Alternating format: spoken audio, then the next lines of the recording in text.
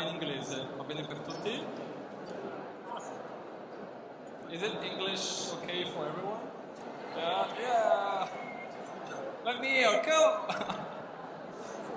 So,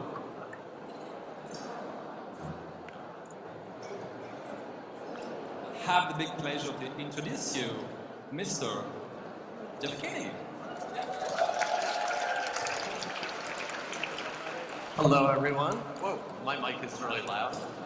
Thank you so much for coming out and hearing what we have to say. Hopefully it will be entertaining, right? And thank you, Davide, for interviewing me. Thank you for coming. Actually, when I've been asked the first time, to introduce you, to make you this interview, I was wondering if this was the very first time for you in Italy. Then I discovered that you actually came already for a tour years ago, and you know quite well Italy. Yeah, actually, Italy was the first country outside of the U.S. that I visited for my books. Really? Yeah, so it was back in, I don't know, it was 12, 13, 14 years ago. It was the first country I visited. I got the invite and I came out. And I've gotten to really form a really strong connection with the country. I've been to Amatrice, I've been to Scampia, I've been all over the country. My son just studied abroad here in Florence. My mother, as a kid, she was an army kid in Verona. And so, is that right, Verona? That's an Italian city, right? Yeah. Okay, okay. But so we've got a really nice connection with Italy. And I think that in a way, there are a few countries where the kids have really adopted Greg as sort of one of their own. And Italy is one of those places where I think Italian kids think of Greg as an Italian kid, which is really cool. And can you speak some Italian for us? Can you speak some Italian for us? I just said Amatrice and Verona, pizza, spaghetti. Okay. I don't know much Italian, I'm afraid. But I know the fabric of the Duomo. I know that saying, fabric of the Duomo. Listen, your career, your success is really amazing. This guy sold about 8 million copies of his books only in Italy. When I read this, I said, but we don't have 8 million readers in Italy. I mean, it's crazy. So how do you feel? I mean, it's the word success. I think it's like I have this dual life, right? So I have this very complicated life where I live in this town called Plainville, Massachusetts. It doesn't sound like a real place, but it really is real. Plainville, Massachusetts. And its population is 9,000, so it's a pretty small town. And I do a lot of my writing in the cemetery, right? So I drive my car to the cemetery, and I sit in the car and do my writing there. Why the cemetery? It's quiet. It's quiet, and nobody bothers me.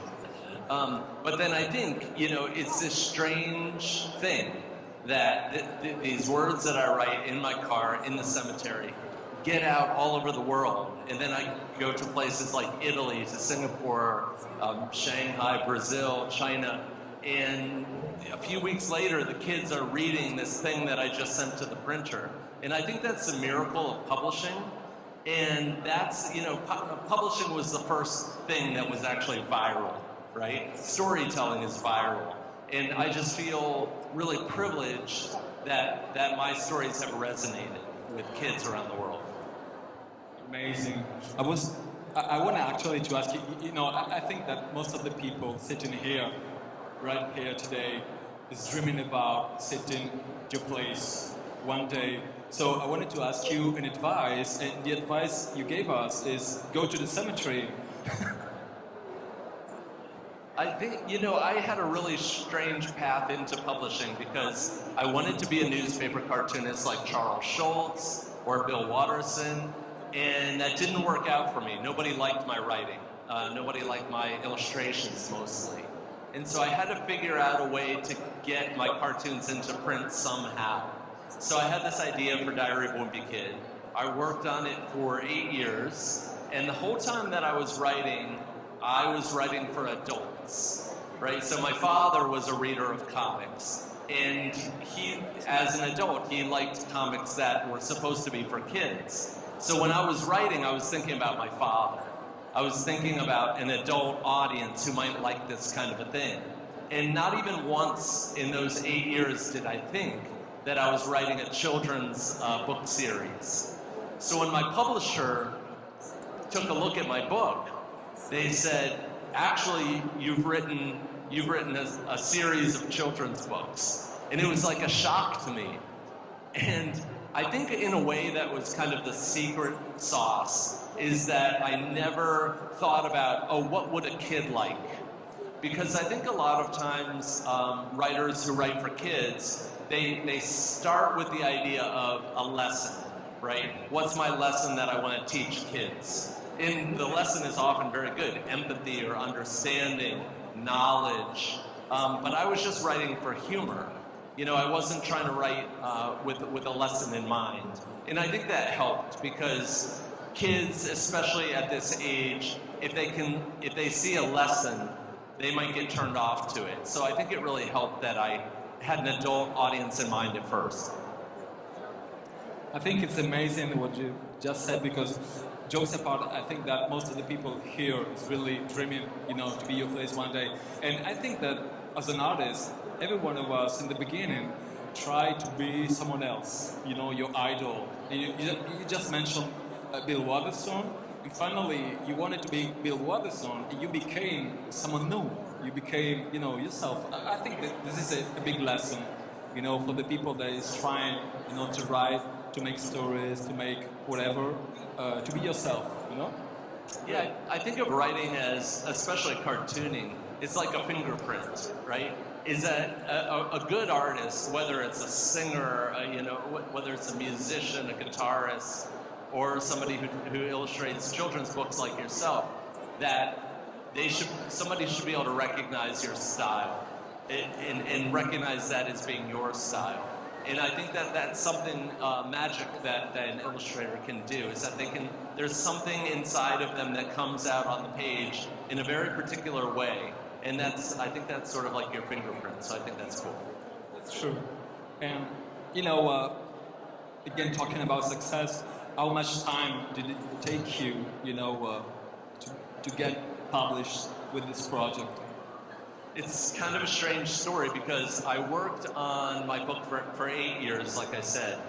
And for some reason, when I would drive to work every day, because I had a regular job, there was this billboard, and it had a Benjamin Franklin quote on it. And it said, well done is better than well said.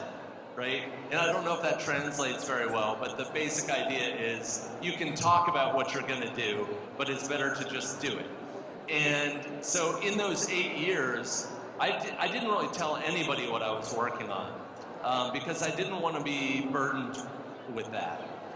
So I worked on it in silence for 8 years, and then when I was ready, I started to put it online. And when I was done with the story, I took a sample packet to a fair just like this. It was New York Comic Con, actually. And I walked around with my sample packet. I didn't really understand that it was a consumer-facing fair. It was not really for artists to be, you know, showing their work. And I found an editor within maybe a half an hour, and I showed him what I was working on, and he said, "This is what we're looking for." And so I didn't have a lot of failure in the publishing world. With my cartoons, with my comic strip, 3 years of failure, you know. But in this venue, in publishing, it was kind of instant. And when you just started to do this cartoon, did you already figure out to go on with, I don't know, how many books you have published, about 16 of the series, and the movies and whatever, you know, you build up around, you know, this huge phenomenon. Was something that you were already, you know, thinking about, dreaming about? It's funny, when I met my editor, I felt like it was kind of like a scene from a movie. I felt like I could see it. It felt like this is how it's supposed to be, that I'm handing him this thing. And so when people say, did you dream of, you know, having this kind of success? yes, but it wasn't very realistic. It's like a kid who plays soccer or football and imagines himself playing for Real Madrid or something like that. It's like, yeah, every kid has that dream. And I had that dream too as a cartoonist. It just wasn't very realistic. And something that doesn't make a lot of sense to me, like when I look at the illustrations and, that surround us, and I look at all the artists on the walls here, I say every one of these artists is much more talented than I am. So why did I have success? Like, and I can't figure that out, because I would like to have a shred of the talent that you have, or even the illustrator who did these end caps did. It's like I can't really understand it, and so I feel sort of like I'm on the Truman Show, where everything's a big lie around me, and one day it's gonna be revealed that it's a big elaborate prank on me. And how do you feel now? Yeah, it's gonna happen any second. Penso che meriti un applauso.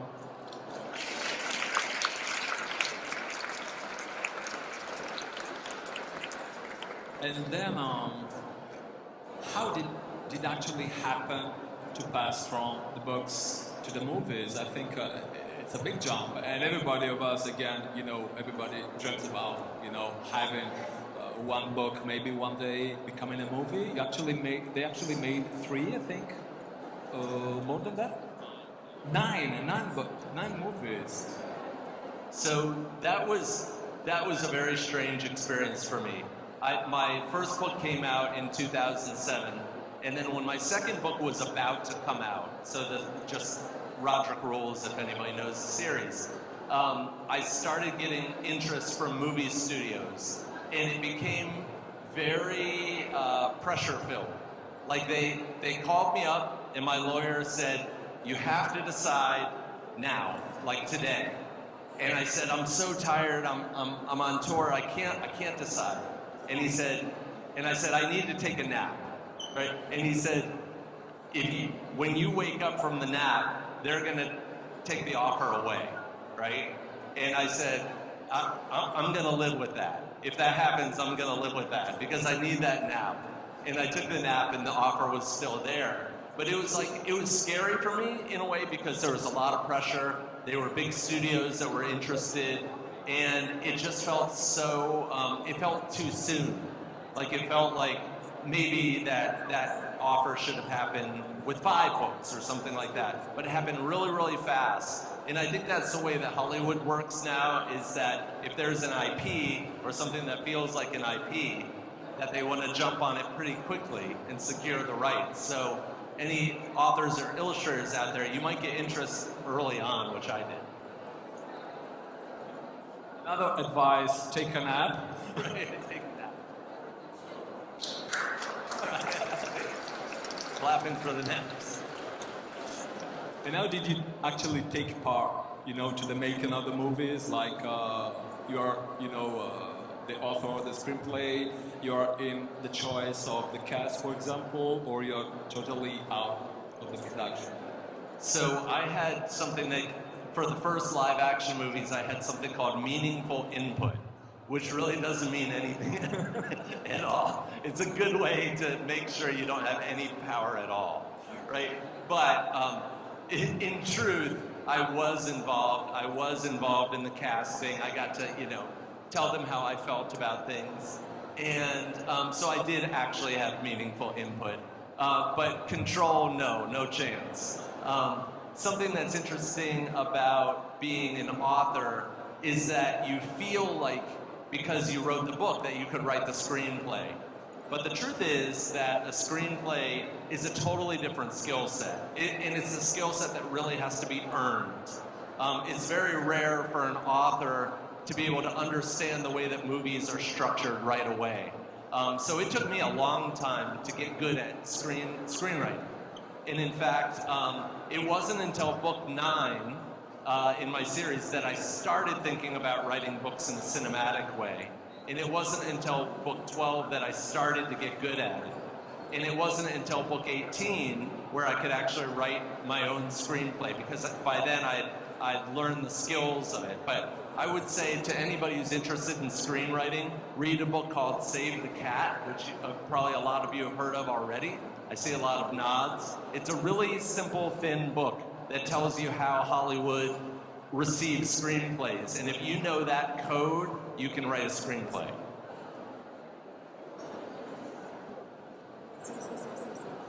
And I really like some characters of your books, like Fregley. Did you have really a classmate like that in your life, in your childhood? Kids always ask me, they said, what's the inspiration for Fregley? And the truth is, we didn't really have a Fregley, but I say to kids that Fregley's this weird kid in the neighborhood. And I say, everybody knows a kid like Fregley, and if you don't know anybody like Fregley, then you are Fregley. You are Fregley. And what kind of kid you used to be?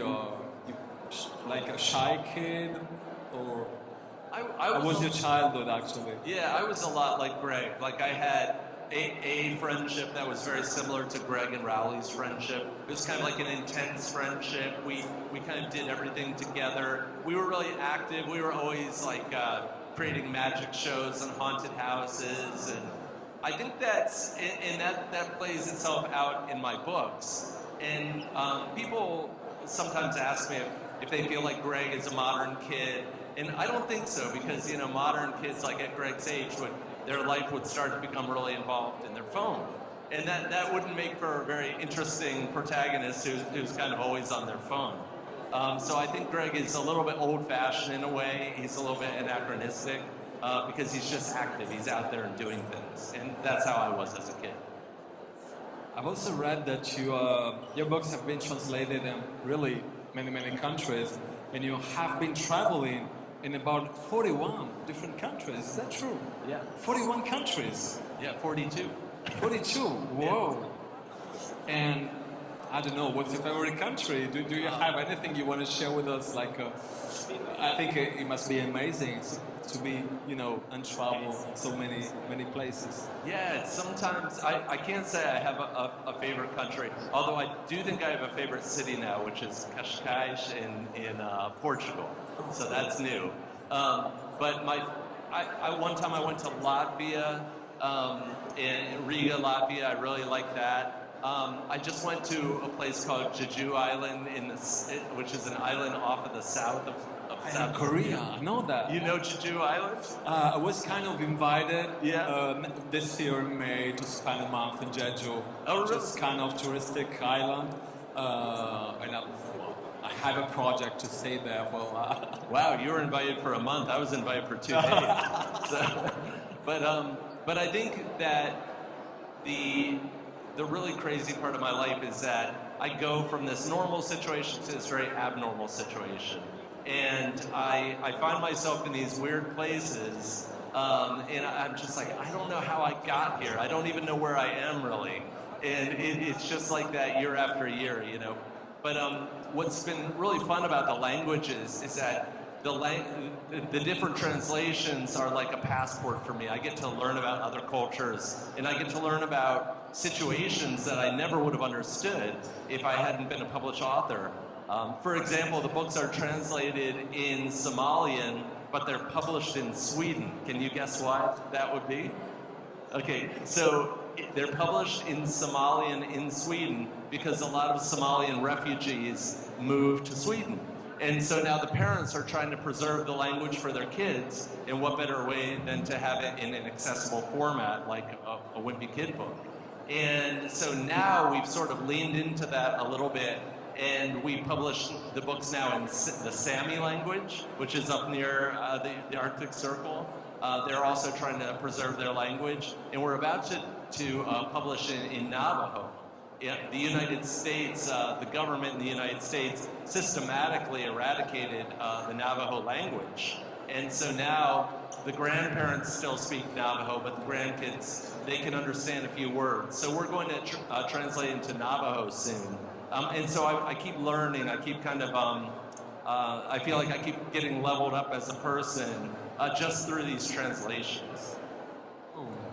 This is totally, wow, amazing, really amazing. Having a book translated in Navajo, it's great. How can you be so universal? I mean, how can you, speak to kids all over the world, coming from different countries, speaking different languages, and coming from, totally different cultures? How can you make it? I think that's the biggest mystery to me. I find myself in Brazil or China or Argentina, some place like that. And I say, why is it that these stories are resonating with the kids here? And I think it's because the answer is pretty simple: is that the stories, the things that I write about, they're very universal things. That I write about parents and teachers and pets and bullies and homework and all these things that we share in common. This is a common thread. Kids in China, maybe their culture is different than the kids in America, in the US. But I think that the basics of their lives are the same. And so as long as I'm hitting that sweet spot, I think that the books are relatable to kids. Well, you're just talking about, being a universal there. In your books and the movies as well, there is the cheese touch. I think that I can remember as a kid that we had kind of the same thing. It was not the cheese touch. It was just the touch. It was just the beginning, like you got it, and then it was turning around all the school for days and days and days and days. It was not an object. It was just someone who just wanted to begin this. So you got it, and then and did you have that at school? Yeah, we had real cheese touch. Well, it wasn't the cheese. It was cooties, like where I grew up. I don't know. I see some nods of cooties. Yeah, and it was it was passed on in this way. But what really happened in real life is that on my church parking lot, where there was a basketball hoop, there really was a piece of cheese, and the kids, they never just kicked it to the side. They would play around it. And then actually something terrible happened with the cheese, which I won't talk about. But that's what gave me the idea of mixing the cheese and cooties together to create the cheese touch. And the cheese touch has caused so much trouble and so much pain across the world because so many teachers have told me that the cheese touch started at their school and they had to shut it down. So then it just goes underground and then it becomes more powerful. So I apologize to any educators out there. Penso che meriti un altro applauso.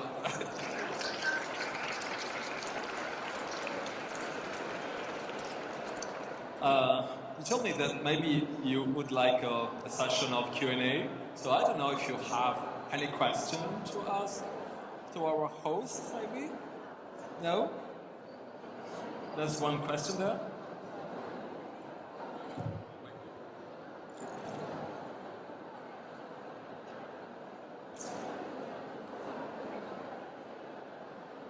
Do you have anyone that you rehearse the funny with? You're like, I know this will work, someone else doesn't.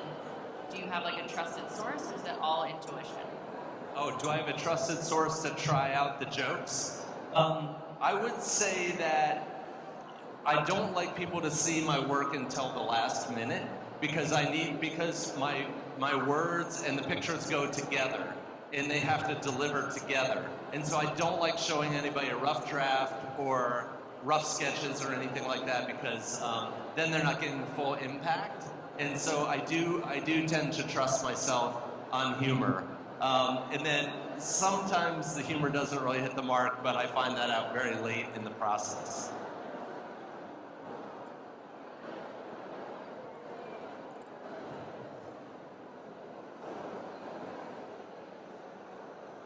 Hi, oh my god. Hi. How do you get out of writer's block?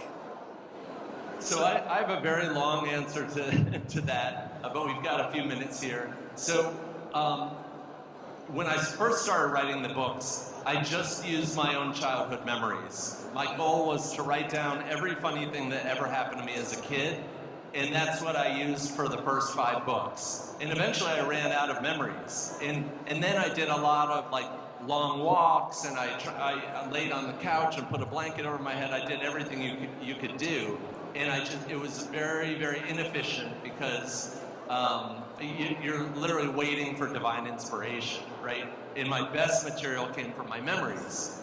So about 15 years ago, I discovered something called systematic inventive thinking. And it was developed by an Israeli team. And it's called SIT, Systematic Inventive Thinking. And basically, there's 2 steps to the process, 2 big steps. One is that you list components. So let's say I'm writing about an airplane, right? The Heffleys are going on an airplane ride. So I list everything that goes with an airplane. The wings, the pilot, the passengers, the barf bags in the back of the seat, the bathrooms. It's a list, right? And then what I do is I take each component and I put it up against about 5 tools: subtraction, division, multiplication, and a few others. And so and then I apply those tools to each component. So for example, I might say, okay, take the pilot and subtract the pilot. Do I have a joke? And I say, okay, well, if Greg was the pilot of the plane and he hit a little bit of turbulence, he'd hit the eject button, right? So Greg would parachute out of the plane to save himself. So there's a joke that I actually used for the book, and it actually came out of this process. So it's a system. Once I learned about this tool, this process, I never worry anymore about writing for a book, because I can just go through the process. I know how long it takes. By the time I'm done with it, which takes about a month or 2, I'll have about 1,000 jokes. And from 1,000, I can whittle that down to about 300 usable jokes. So anyway, the long answer to your short question is that I used to wait for divine inspiration to try to get out of writer's block. Now I go through a process. So thank you. Oh, amazing. Yeah. I just wanted to give him a hug. I'm from Latvia, from Riga, and I was so pleased I'm your publisher. Oh, I love him. He has made many of Latvian kids to read good readers. I appreciate that. Never forget your visit in Riga. Thank so you. my pleasure. We had the best dinner of my life in Riga, so thank you very much.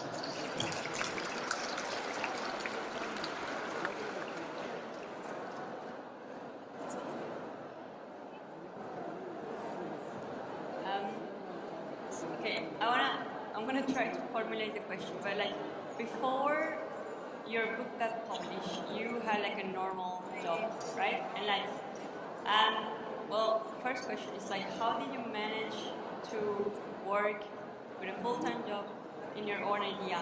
And did you ever like got discouraged, or like you had, or maybe you had more like the, I don't know, idea like I will never give up until like this gets like published and like I got famous and like whatever. Yeah, that's the question. Thanks. Thank you.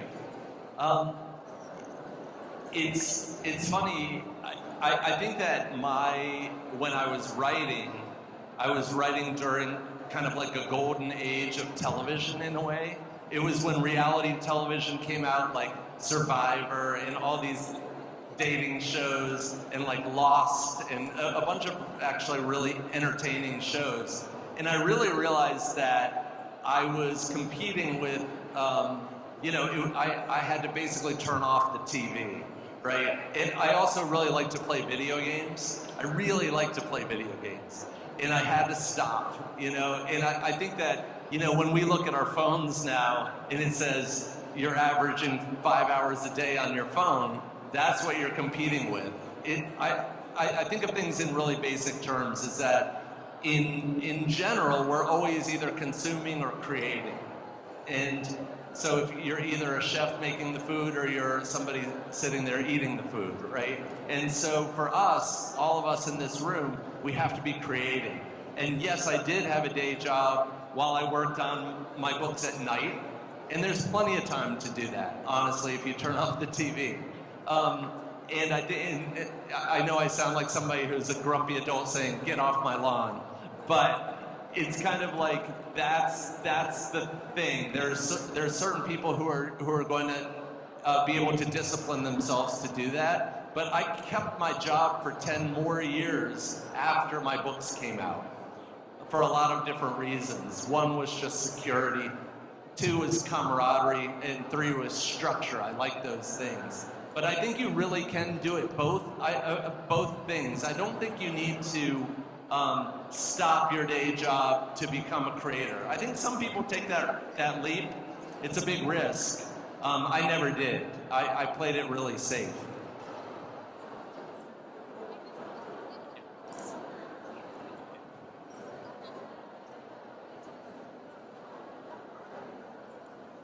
Hi, hello. Thank you for your whole speech.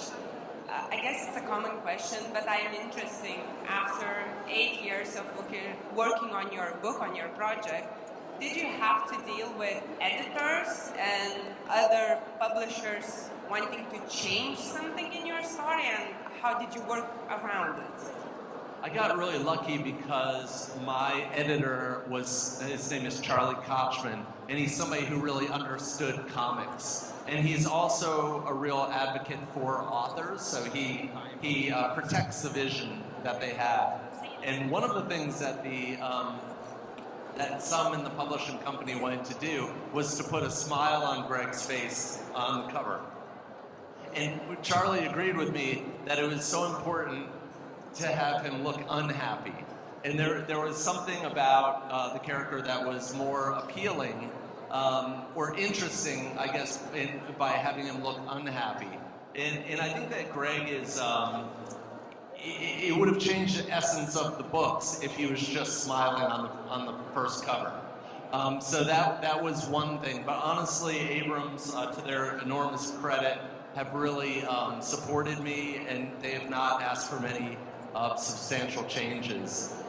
You asked one question that I forgot to answer about the idea of doubt, and did I doubt myself? I think I doubted myself the whole time because all I had was rejection in comics, so that's what I expected. But I also did feel like, wow, this is what I was born to do, so I have to do this. And I'm sure if you're an illustrator or a writer, that's how you feel as well. And when it has been the very first time you thought, I made it? So the book came out in 2007, and 2 weeks later it was on the New York Times bestseller list, and it was at like number 7 or 8, right? And I was like, wow, my wife and I were jumping up and down on my kid's bed, and then the next week it was number 8, and then next week 9, and I was like, okay, it's about to go off the list, but that was nice, And then it kind of reversed that trend, and then went up, and then it kind of has stayed on the list all that time. So it was that was the moment, though. Yeah. I know that you actually had in the past, in 2016, a very special project just here in Italy, in Amatrice, and also Scampia, which is a part of Naples. Do you want to talk to us about that? Yeah, my Italian publisher, Castoro, has been so good about understanding what's important to me. And one of the things that's most important to me is reaching communities that don't often get authors. So especially in Scampia, that was that's a place that doesn't get a lot of authors. So it was really important for us to go there. And we do that in the United States as well. Like, we go only to Title I schools, which means they're not very well funded. So that's a priority, and I think that Italy, my Italian publisher in particular, has really understood that. Avete altre domande? Approfittatene. Any other question?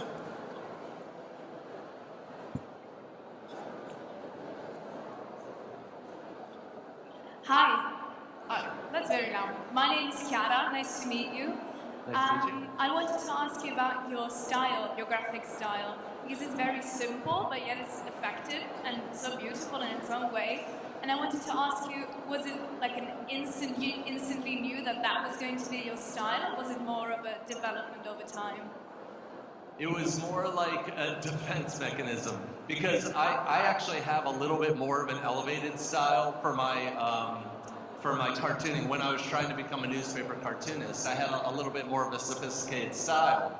But I realized that the cartoonists in the comic section were fine artists. Bill Watterson, Charles Schultz, like the way their lines are, I could never achieve that. So I actually downgraded my style to feel like it was achievable by a kid. And in doing so, I really learned a lot about cartooning. I learned that cartooning is actually, in essence, the art of simplification. That in truth, as a cartoonist, you're trying to use as few lines as possible to make the biggest impact as possible. So it's all about efficiency. It's sort of like poetry in that way. You're trying to just use what's necessary. And so I didn't, I just wanted to sort of create a style that felt like it could be plausibly drawn by a kid. And when I came up with that style, I worked on it for about a year. And when I was done, I knew that it was the right style. Thank you. Thank you. Any more?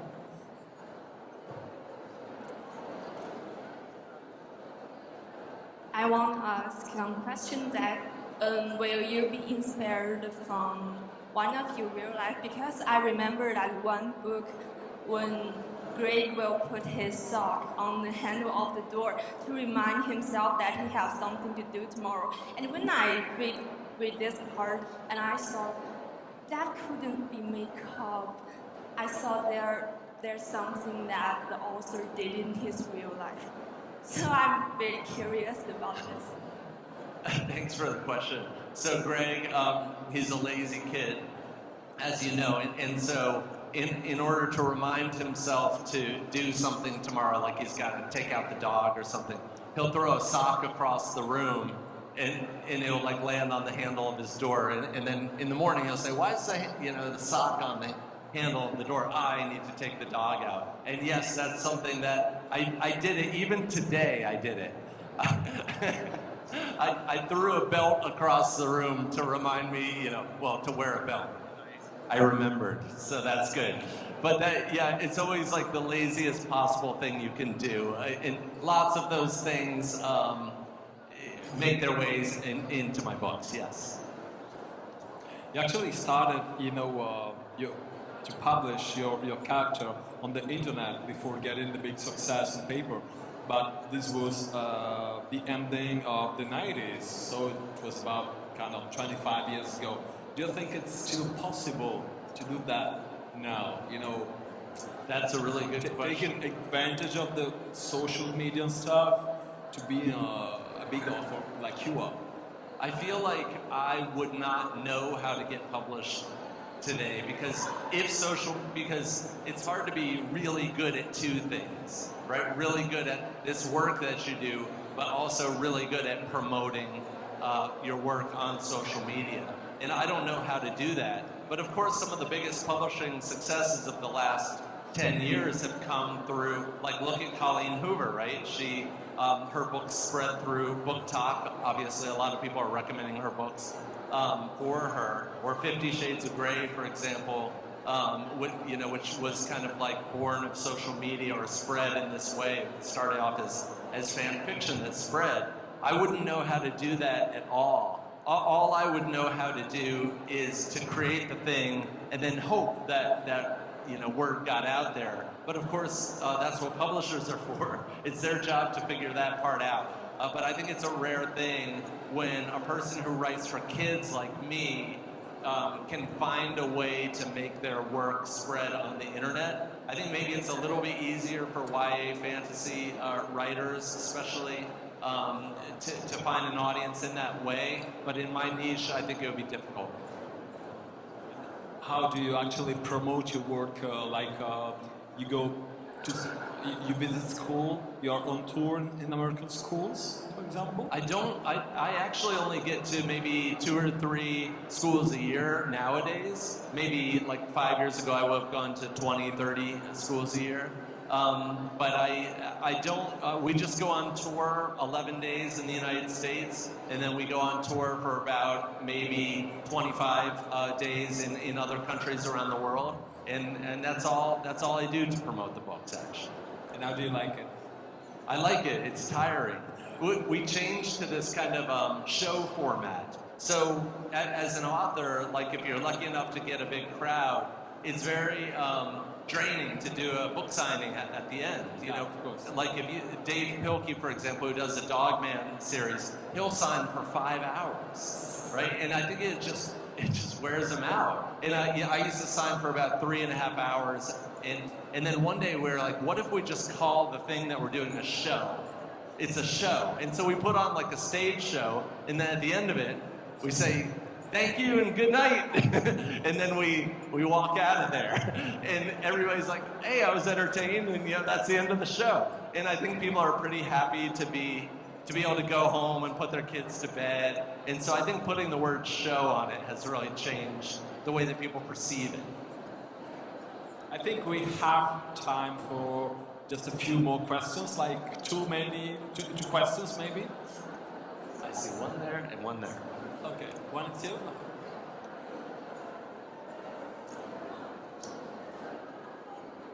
Hello. I know you. Hi. I just wanted to ask you, what was your most funny fan mail you got from kids, maybe? Is there fan mails? The most funny fan mail. I really should make a recording of this. Shaylin, you don't know, right? Oh yeah, here's a good one. Recently, so I have a bookstore, which loses money, unfortunately, but we see it as an endowment in a way. But we lose money, and I went on an economics program recently, and I was just very truthful about the amount of money that we lose. And this caused like a panic in the community because they think we're going to shut down. And so a kid sent me their allowance money to keep my bookstore open. And so I guess that's not really funny, it's kind of sad. But I have to remember to get that kid's money back to them, I really do. All right, I think I saw a question right here. Yes. Okay, there's two. Yeah, and we'll get this person too. You said about using your memories to inspire some of the writing for the first 5 books, and I just wondered if you could talk us through the process of dramatizing them for the story and kind of how you thought about turning them into the narrative. Oh, that's a good question. So let me think of something that would have made it into the first books. I think a lot of times it's really very close to what the truth was. In fact, I think that in a way I was a little bit too dedicated to telling the stories as I remember them in a truthful way. So sometimes the writing in the books, the writing in the first 5 books isn't very good. I'm just trying to string a bunch of jokes together, basically. But there was something that just popped in my mind is when I was a kid, I was on the swim team, and what I would do is the water was very cold. So in the first few minutes of swim practice, I would say to my coach, hey, could I use the bathroom? He'd say yes. I'd go in the bathroom and I'd hide in there for the whole hour practice. And I'd be in the stall like shivering, and eventually I'd get so cold I'd use toilet paper to like wrap myself up and keep myself warm. So that's something that made it into the books in a very literal sort of way. But these days I allow myself to be like to liberate myself a little bit from the journalistic aspect of it and to be more playful and bend the truth a little bit. And we have one more question right here. One last question. Hello. Thank you for your wonderful books. It really inspired me as an author. I write also for children, but I like the humor, I like the details and the simplicity in your books. And I think children are the most important or most attractive item for them is humor. They like to laugh, but the authors not always can give a good joke or can make children laugh. So it is a difficult process to produce books with a natural vibes and make the children really laugh and connected to it. So my children and my grandchildren read your books, and also in English and in Arabic, because I'm in cool. Arabic. So it's really attractive. It's just now when I write, I try to write humor, but I find it very difficult. I think you talked a little bit about the process of getting ideas, but this one area is very interesting. Thank you. Yeah, thank you very much, and I'm glad your kids and grandkids have read the books. I think humor is like a filter, right? Your brain works in a certain way. We're all going through the same experiences, but a comedian or a humorist sees things a little bit different. But I'll tell you the way that a joke, when I know I've got a joke that I'm going to use in a book, is when I feel like, oh, I can't do that. Like I can't do that. And so, for example, I have this idea for my new book. It's about Greg's birthday party. He's trying to throw a really big party and to get as many gifts as possible. So he invites tons of people, including his rich aunt who lives in Hawaii, because he knows she won't come to the party, but he knows that she'll send a gift, right? And that's a very Greg Heffley kind of thing. And I always think to myself, like, should I be introducing that to kids, like that line of thinking to kids? And unfortunately, that's the way I make my money, is by introducing that line of thinking to kids. But then in the book, of course, his aunt accepts the invitation, and she comes and stays with the family and sleeps in Greg's bed. So, that's the way that humor works for me. It starts with kind of like a naughty thought, I guess you could say. And when I know I have a thought like that, that's going to work for kids. So it feels like a little bit subversive, and that's when I know kind of I'm in the right pocket. I try to push the envelope, but not go too far. But the weird thing about humor is that as a humorist, as a comedian, is always trying to find the line and not go over it. But what happens over time is that the line changes. And so I don't think that the Wimpy Kid books will, I think 30 years from now, what are the odds that I still have found the line? I think the line is going to change. And so I'm not sure how long a book that's humorous can really stand the test of time. I guess I'll find out in my lifetime. But I want to thank you, Davide, for hosting and for asking such great questions. I want to thank everyone here for coming out and listening to us talk. Thank you for coming. Are you giving some book signing these days? Do you want me to sign? Did you say? No, are you giving some book signing? Oh, sure. I'll stand. I don't think I have a space, but anybody that wants something signed, I'll go over there. Okay. And I'll say hi. So thank you again, everyone. Thank you for coming. Jeff Kinney.